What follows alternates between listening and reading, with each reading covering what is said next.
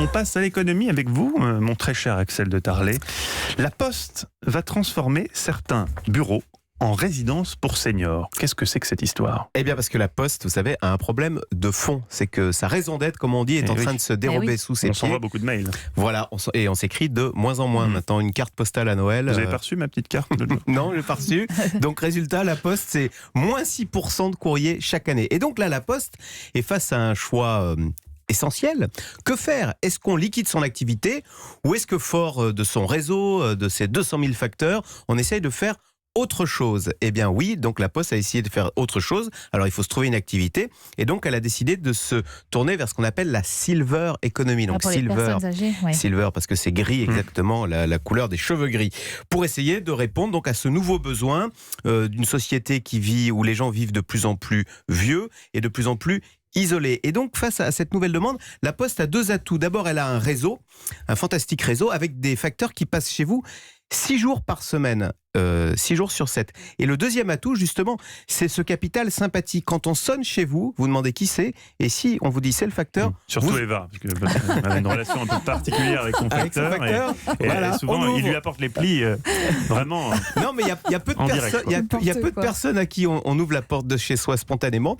Et ben, parmi ces peu de personnes, il y a le facteur. Donc vous voyez, il y a un capital sympathie, une confiance qu'utilise aujourd'hui la Poste, justement pour essayer de rompre l'isolement des personnes âgées et d'en faire un business pour essayer de faire vivre cet établissement. Donc, faute de livrer du courrier de plus en plus, les facteurs proposent des services d'aide à domicile pour les personnes âgées, que ce soit livrer des repas, livrer des médicaments, et puis il y a tout ce nouveau service qui s'appelle Veiller sur mes parents. Il y a beaucoup de publicité, notamment à la radio, où le facteur s'assure quotidiennement qu'une personne isolée et âgée va bien. Oui, mais l'aide à la personne, c'est un métier aussi, Axel. Il va falloir former des gens. Ils le sont, oui. Alors, elles le sont, mais ce sont avant tout ils alertent.